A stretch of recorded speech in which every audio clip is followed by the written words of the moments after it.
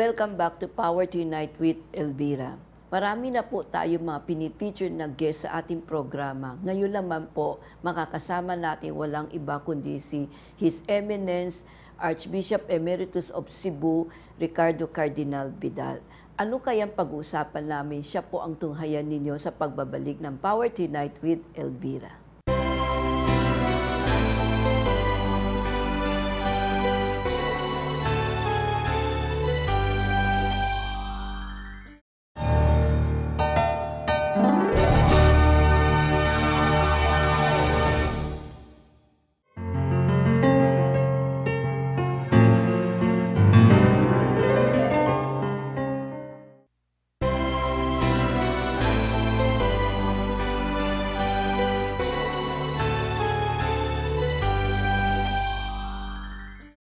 Eminence, thank you very much for allowing us to come to Cebu. Ang Cebu, napakaswerte kasi maraming nagaganap na pangyayari dito, di ba?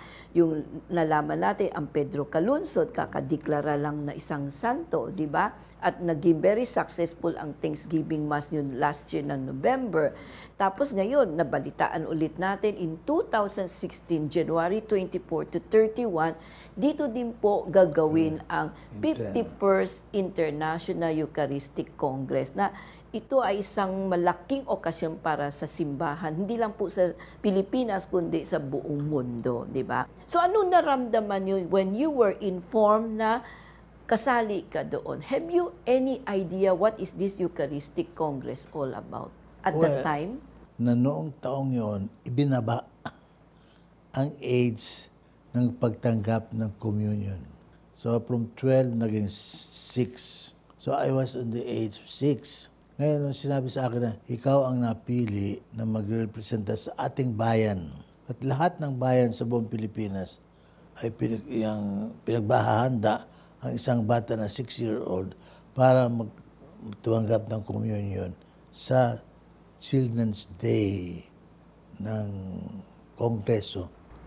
So, inihanda nila ako. Sabi ko, bakit masyadong paghahanda yan? Maraming pinasa sa ulo.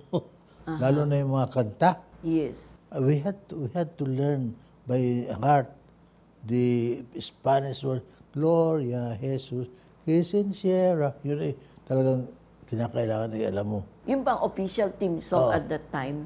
Pero may isang kanta, alam ko, Eminence, mas popular kaysa doon sa official theme song. Yes. Yung No más amor que el tuyo, oh corazón divino. Lahat ng yun ay sabi, lahat ng pupunta sa kongresong bata, kinakailangan marunong at kinakailangan ay pag pinapunta sila, ay kantan lang sa ulado.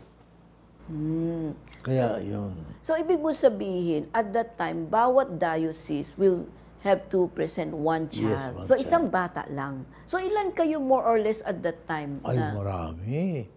Yung di ba yung tripod ng altar ng Kongreso? Kami nakapalibot sa buong yung altar na yun.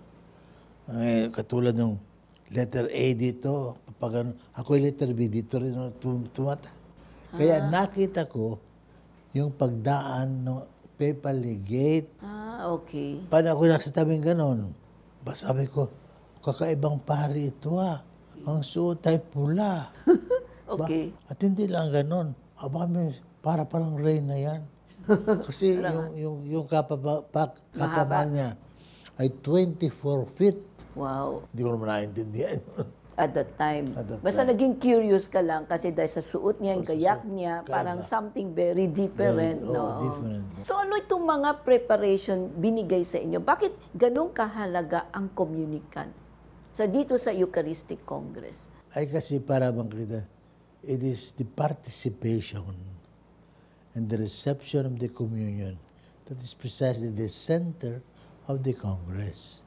Ani natin na tayo ay magkaroon ng conferences, etc. Patapos ay hindi napasok sa atin. At yun ang kagandahan ng ating logo. Christ in you. How can that be kung hindi natin siya tatanggapin sa atin sarili? Okay. Ano pa yung mga dapat ihanda ninyo? Binamit yung suot pati, yung puti, mahaba ang manggas, sa pantalon kami mahaba na puti, pati sapatos ay puti. Sabi ko, ang alam ko noon ay mga kinakasalangan gano'n ang suot. Hindi naman ako ikakasal pa. Bakit ako pinag-ahadra? Sabi ng father ko, yan ang utos sa atin. Pag susuotin mo lang, pag ikay pumunta na doon, attend ka ng misa, receive ka ng communion, you have to be in white. So sa Eucharistic Congress pala, going to confession is very important. Kasi as a communicant, dapat pala dumaan din kayo sa confession, tama? First confession. Sapagkat you have to be cleansed of your personal sin before you receive your Holy Communion. So nung at that time, babae, lalaki o puros lalaki lang po kayo? Hindi. Iba-iba. Kayo magkaiwala siya. May mga babae na uuna sila. Okay. Katapos yung mga malalaki. So, mixed din pala yun. Although, ang mga babae will be together, ang malalaki will be together.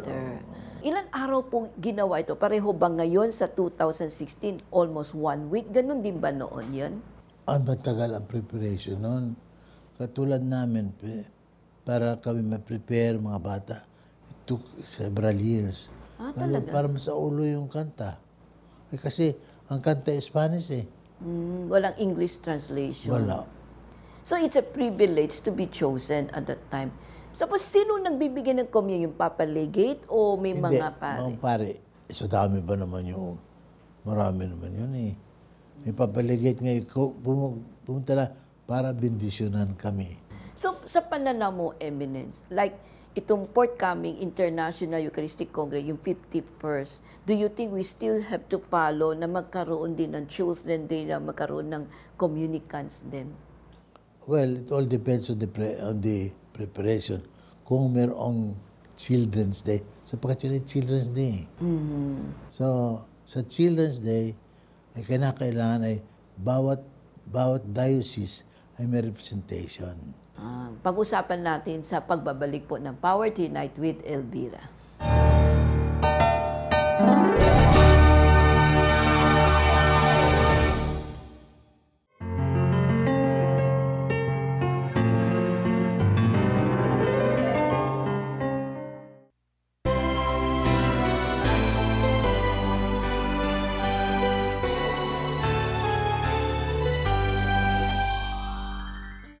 So, para sa isang murang isip mo noon, yung curiosity mo, is that the reason why naging pari ka? Nagbigay ba yun ng inspiration sa inyo after receiving, let's say, the communion? Yung proceeding na nangyari, is that the reason kahit paano nagkaroon ka ng idea to become a priest? May impluensya ba yun sa inyo? Wala pa. Dahil na hindi ko alam kung ano ang pari eh. Hindi ko pa alam noon. Kaya ako lang nalaman kung ano ang pari. Sabi ko naging sakristan. Okay. Pero I was already 14 years old na noon. So from 6 years old, it took you 8 years bago mo mag-decide na maging pare. Kasi ang mga bata noon, hindi kasi nung napunta sa simbahan. Pupunta lamang kayo katulad ng magkukumunyon. Pero talagang katulad ngayon, ni-encourage na ang mga bata dalahin sa simbahan. Ganun. From 12 years old, binaba siya to maging 6. 6. Is that the reason why, just for the sake of this 33rd International Eucharistic Congress, para doon lang ba yun? Kaya binaba o? Hindi namin alam, kundi binago nga, binaba. From 12 years ka na binaba. At dahil doon, tumami ang nagkukumun yung mga bata. Pero lahat dadaan sa katekismo, tama? Importante yung katekismo. Kayo din po ba dumaan din sa katekismo? Ay, sus. Halos araw-araw kami may katesismo para malaman namin kung anong pupuntahan namin, kung anong dahilan at kung bakit. So, nung nag-aaral po kayo ng katekism on International Eucharistic, ano yung pinaka-highlight noon for you to understand? Kasi at the age of 6, sabi mo, parang wala pa kayong kalam about this, no? So, nung nag-aaral kayo ng katekism, ano ba yung mga pinagsasabi noon na may impact sa inyo? Ay gawa na ipiliwanag sa amin, sino ang sentro ng selebrasyon na pupuntahan namin na si Jesus is there. Okay. Pinaliwanag namin sa amin kung sino si Jesus. Ano bang alam namin nun? Okay. Pinaliwanag sa amin at bakit dapat siyang tanggapin. Okay. Pinaliwanag ng pare. So, nung pinaliwanag, nagkaroon kayo ng idea na talaga pala, tumatak sa isip po niyo hanggang ngayon na when you say Eucharistic, that means to say it pertains to Jesus Himself. The reception of Jesus. So, ibig sabihin, yung at that time, ang pagtuturo ng katekismo, mas may impact kaysa sa panahon ngayon. So, bakit ganon na samantala sa panahon ngayon, we have everything. May internet, may Facebook, may Twitter, lahat ng komunikasyon na pwede gamitin para turuan sila. May libro, di ba? May sapat na mga komunikasyon para maturuan. Bakit hindi nagsising in ngayon sa mga tao? Kasi nung panahon yun, yung katekismo lamang ang aming nababasa. Wala pa mga libro kung ano-ano, wala pa mga sine kung ano-ano, wala kaming ibang distraksyon. So, Okay. naka-focus lamang doon sa, binibigyan kami ng, bawat isa sa amin, mayroong booklet ng katekismo na pamimemorize sa amin from first page to the last page. Ayun ay required eh. Hindi ka makakapasa pag hindi mo sa ulado ang katekismo noon. Pag sinabi sa'yo, ganito ang question, number 2, kailangan sagutin mo rin yun. So, nung ganun pala, as you said, wala kayo masyadong distraction except to concentrate on catechism on Jesus, yung ganon. Sa tingin mo ba, Eminence, malaki ang tulong sa inyo for you when you become a cardinal at talagang nag-sink in sa mind mo yung the importance of Jesus in every Mass, in the church? Lalong napalalim. Napalalim. Dahil nasa seminaryo, of course, ang formation ng seminarista, towards the priesthood, pinakikilala sa iyo ang relasyon ng misa at saka si Jesus. Kung walang misa, walang Jesus. Kasi ang pagkaalam ko, when you talk about International Eucharistico, ito ay para sa mga pare, para sa mga obispo, para sa mga cardinal. Kami Malaygo, actually, are just those pilgrim passing by.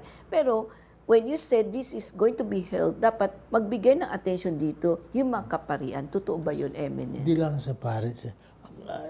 May intention ng mga pare sapagkat kung walang pare, walang mamisa. Kung walang misa, walang sakripisyo.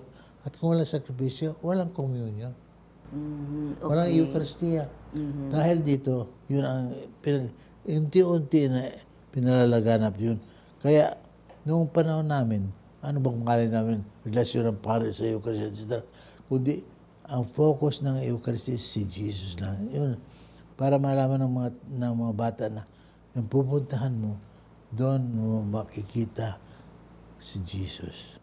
So para sa inyo, sa pananaw nyo, Eminence, how important it is right now na tayo po ang napili gawin dito sa Pilipinas ang 51st International Eucharistic Congress, considering ang 1937 and then 'di ba, sa panahon na 2016, no? Napakalayo ng agwat. So you think the reception of the Filipino people will be as enthusiastic as before na napakasaya noon? Well, of course, hindi natin may papares na panahon yun. Walang ibang distraction. Okay. Walang ibang atensyon ang mga kabataan noon kasi ng mga tao. Pero dapat natin alalahanin na dito nagmula ang Kristyanismo. Dito dinala ni Magellan. Yes. At dito nagkaroon ng unang misa sa Pilipinas. Sa pananaw niyo, Eminence, anong mahalagang leksyon ang makukuha natin sa pagdaos dito ng Eucharistías, yung 51st International Eucharistic Congress sa Pilipinas? Well, for me, magiging focus na naman ang Santissimo, ang Eucharistia, ang misa, ang priesthood. Pero lalo-lalo na, makikita natin ang simbahan, hindi lang Pilipino. Okay. International pala. At makikita mo, ang kalawakan natin simbahan ay hindi pala lang dito sa Pilipinas, kundi sa buong mundo na hindi lang tayo nag-iisa, kung tayo ay nahihirapan dito, mayroong nakikiisa sa atin sa ibang parte ng mundo. Sapagkat lahat ay mga Kristiyano.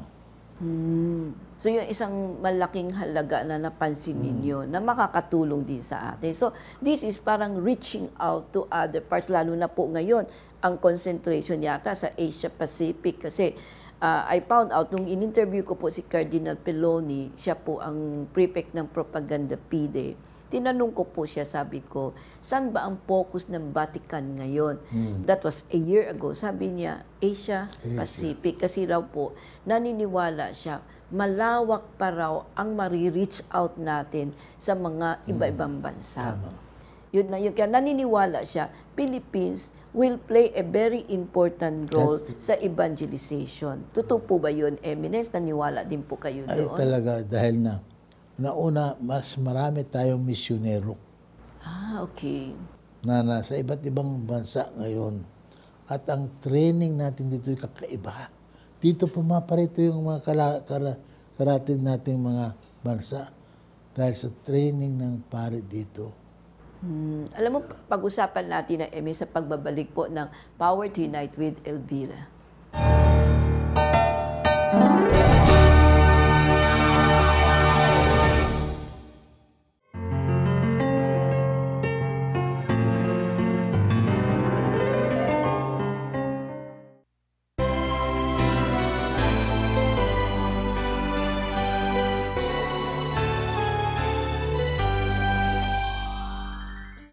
Personal opinion, Eminence. So naniniwala po kayo, maraming magagandang katangian ang mga Pilipino to be able to be a witness, kasi yun ang sinabi mo, na you have to be a witness, kailangan, you have to live what you have witnessed and what you have learned, di ba? Yung isa buhay, no?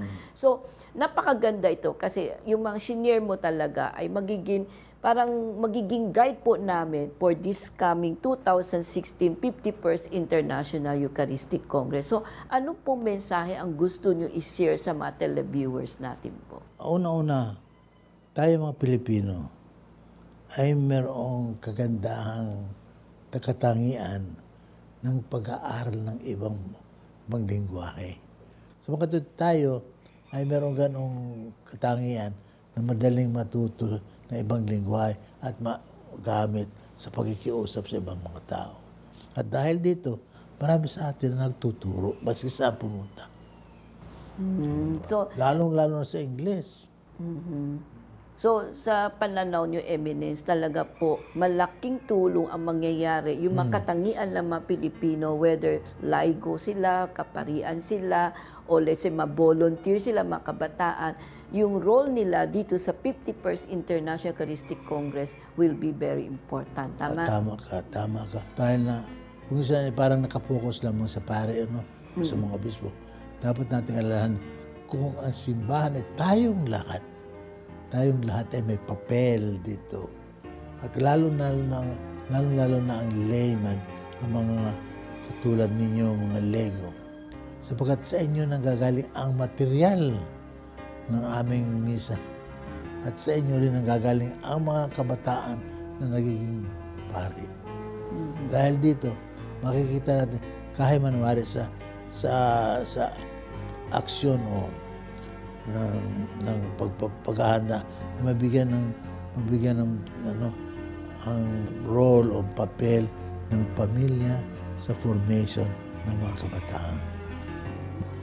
Ang pagtulong ng mga lay, especially ng mga pamilya, ay ito, piso para sa misa ng mundo. Napakaganda po ng sharing ni Eminence, no?